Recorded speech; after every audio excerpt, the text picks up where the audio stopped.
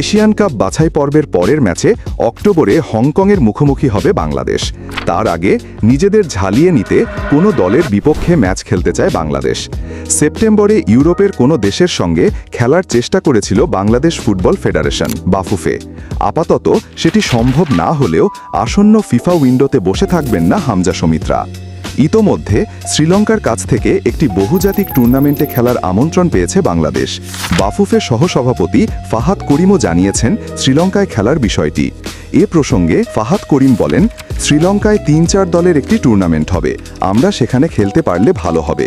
এক দলের সঙ্গে ২ ম্যাচ খেলার চেয়ে ২টি আলাদা দলের বিপক্ষে খেলাটা আমাদের জন্য বেশি কাজে দেবে। সেপ্টেম্বরে ম্যাচ খেলার জন্য ইউরোপের 7টি দলকে প্রস্তাব পাঠিয়েছে BAFUFE. Faroe Islands, Lithuania, Moldova, Malta, Gibraltar, Liechtenstein ও স্যান মারিনোকে প্রস্তাব দেওয়া হলেও দেশগুলোর ব্যস্ততায় খেলা হচ্ছে না। যে সময়ে বাংলাদেশ খেলতে চেয়েছে সেপ্টেম্বর উইন্ডোতে, তখন বিশ্বকাপ বাছাই ও অন্যান্য আন্তর্জাতিক সূচি নিয়ে ব্যস্ত থাকবে দেশগুলো। ইউরোপের দলগুলো না আসলেও বসে নেই বাফুফে, খুঁজছে বিকল্প। আপাতত চোখ এশিয়ায়। আফগানিস্তান, ইয়েমেন, চাইনিজ তাইপের সঙ্গে যোগাযোগ করেছে বাফুফে।